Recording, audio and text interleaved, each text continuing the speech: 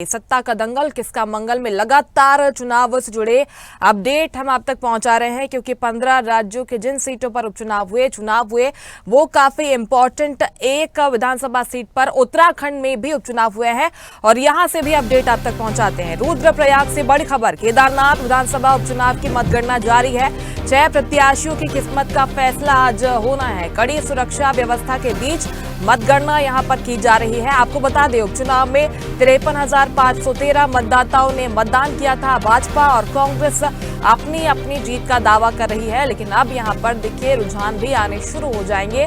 इसके बाद दोपहर तक लगभग तस्वीर केदारनाथ विधानसभा उपचुनाव की साफ हो जाएगी, क्योंकि पूरे चुनाव कैंपेन में कई वादे और दावे, आरोप प्रत्यारोप हमने देखे। अब फैसले का दिन है, आज नतीजे आने हैं।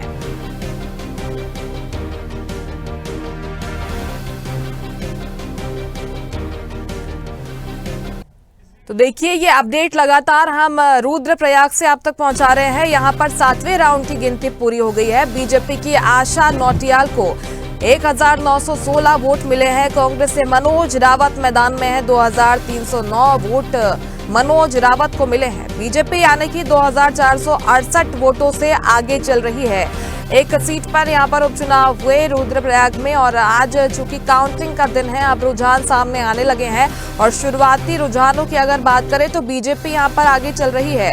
बीजेपी की आशा नौटियाल यहां से मैदान में है और ये आगे चलते हुए दिखाई दे रही हैं।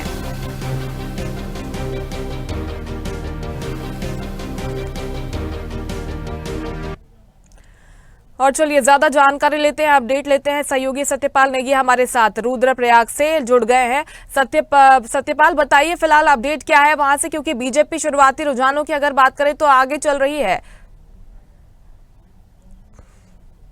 जो टोटल जो मतगणना है वो 8 राउंड की पूरी हो चुकी है, और 8 राउंड की जो मतगणना के आधार पर भाजपा अभी भी बढ़त बनाए हुए भाजपा कांग्रेस से 3063 वोट से अभी आगे चल रही है, जहां कांग्रेस दूसरे नंबर पे है। और यहाँ पे एक महत्वपूर्ण जो इस समय निर्दलीय प्रत्याशी के रूप में पत्रकार और त्रिभुवन चौहान है, उन्होंने भी यहाँ पे कांग्रेस का समीकरण जो है बिगाड़ दिया है, और वो भी 7000 वोट से आगे अभी तक 7935 वोट ले चुके हैं। और अभी जबकि 8 राउंड की अभी गिनती चल रही है, 6 राउंड की अभी गिनती होनी बाकी है। तो इससे साफ लग रहा है कि कांग्रेस और बीजेपी के बीच में जो मतों का आंकड़ा बढ़ना चाहिए था, उस पे निर्दलीय प्रत्याशी ने सेंध मारी है, और कहीं न कहीं कांग्रेस और बीजेपी के लिए एक चुनौती भी खड़ी की है। लेकिन फिलहाल अभी तक जो 8वां राउंड है, इसमें भारतीय जनता पार्टी के प्रत्याशी जो है 3063 वोट से अभी आगे चल रहे हैं। जी, लेकिन यहाँ पर अपने अपने प्रत्याशियों को फिर से मौका दिया गया था। आशा नौटियाल और मनोज रावत, इन दोनों ही के बीच में मुख्य मुकाबला यहाँ पर दिखाई दे रहा है सत्यपाल। लेकिन अगर बाकी प्रत्याशियों की बात करें, 6 प्रत्याशी मैदान में हैं, कहीं पर दिखाई दे रहे हैं मैदान में, तस्वीर उनकी भी नजर आ रही है यहाँ पर मुकाबले में, या फिर बीजेपी और कांग्रेस के बीच में ही मुख्य मुकाबला? नहीं, सभी प्रत्याशी अपने अपने लगभग 6 प्रत्याशी मैदान में थे, और मुख्य कांग्रेस और भाजपा और निर्दलीय प्रत्याशी त्रिभुवन को छोड़ के अगर बात करें तो लगभग सभी को 300, 400 और 500 वोटें सभी अपने अपने स्थान पर ले रहे हैं। क्योंकि यहाँ पे इस बार का जो चुनाव था वो उपचुनाव था, और उसके समीकरणों को देखा जाए तो जहां कांग्रेस ने केदारनाथ यात्रा को लेकर और बेरोजगारी के मुद्दों को लेकर और केदारनाथ धाम में सोना चोरी के मुद्दों को लेकर युवाओं को और यहाँ के लोगों को अपनी तरफ बांटने की कोशिश की थी, लेकिन वो सफल नहीं हो पाई कांग्रेस उन मुद्दों में।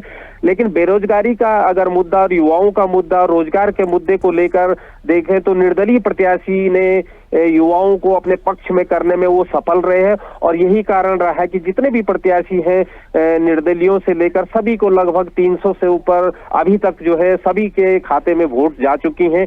तो इसका मतलब ये है कि जो नाराजगी थी वो यहाँ बढ़ती दिख रही है, जो कि भाजपा जिन कामों को लेकर अपना बखान कर रही थी उस हिसाब से हालांकि भाजपा को भी वोट मिल रही है, लेकिन वो वोट निर्दलियों को भी तब्दील हो गया है, जो कि एक बहुत बड़ा मार्जिन होना चाहिए था। लेकिन फिलहाल भाजपा अभी भी बढ़त बढ़ाए हुए है।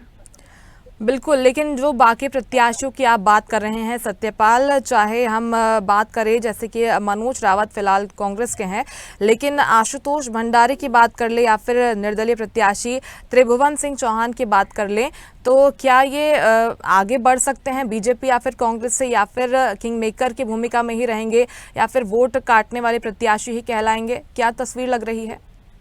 नहीं, अभी मुस्कान मैं ये बता दूं कि ये सीधा मुकाबला अब धीरे धीरे, क्योंकि ये क्षेत्र जहां मैं अगर निर्दलीय त्रिभुवन चौहान की बात करूं, ये इनका स्थानीय क्षेत्र भी था और इस क्षेत्र से उनको निश्चित तौर से बहुत अच्छी वोटें पड़ी हैं। लेकिन अब जो दूसरा क्षेत्र अब शुरू होने वाला है, तो उन क्षेत्रों में उनकी जो वोट परसेंट है वो गिरता जा रहा है और कांग्रेस बढ़ती जा रही है। तो कांग्रेस और बीजेपी में ये मुकाबला सीधा देखा जा रहा है और निश्चित तौर पे लग रहा है कि जो आने वाले जो 9, 10 और 11 जो 13, 14 राउंड होंगे, इसमें कांग्रेस कितना फायदा लेती है और बीजेपी कितना फायदा लेती है, लेकिन सीधा मुकाबला कांग्रेस और बीजेपी के बीच अब शुरू हो चुका है। यानी कि ये फायदा भारतीय जनता पार्टी की जो यहाँ पर दबदबा है उसी का मिल रहा है शैला रानी रावत को, सत्यपाल, या फिर जो मुद्दे उठाकर वे लाई, या फिर जो वादे घोषणाएं यहाँ पर की गई है, और क्या कुछ फैक्टर्स रहे जो काम करते नजर आ रहे हैं, क्योंकि शुरुआत से ये बढ़त बना रहे हैं?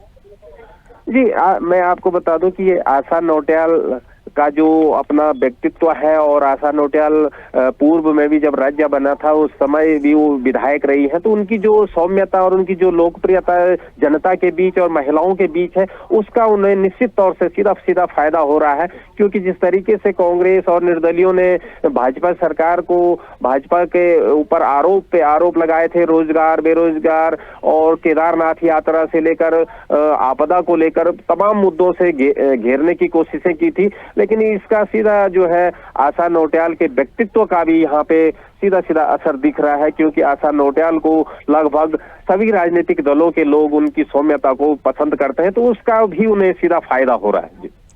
बिल्कुल, इसका सीधा फायदा भी नजर आ रहा है, क्योंकि जो इलाका ये माना जाता है कई तरह के स्थानीय मुद्दे भी यहाँ पर हावी रहते हैं, तो ना सिर्फ चेहरे पर यहाँ पर चुनाव लड़ा गया, बल्कि जो स्थानीय मुद्दे हैं उनकी भी बात कर लें तो उसके आधार पर भी अगर जो दोनों ही दल देखें या फिर जो बाकी प्रत्याशियों की भी हम लगातार बात कर रहे हैं, तो ये स्थानीय मुद्दे भी लगातार यहाँ पर हावी दिखाई दिए पूरे चुनावी कैंपेन में। सत्यपाल जी, स्थानीय मुद्दों को लेकर ही निर्दलियों को वोट पड़ा है, ये साफ तौर से देखा जा रहा है कि जिस तरीके से निर्दलियों के खाते में भी लगभग 300, 400, 500 और 8000 तक की जो वोट अभी तक निर्दलियों को पड़ रही हैं, वो इससे साफ लग रहा है कि जो स्थानीय मुद्दे थे उनको कांग्रेस और बीजेपी से लोग नाराज होकर निर्दलियों के पक्ष में वोट देते नजर आ रहे हैं।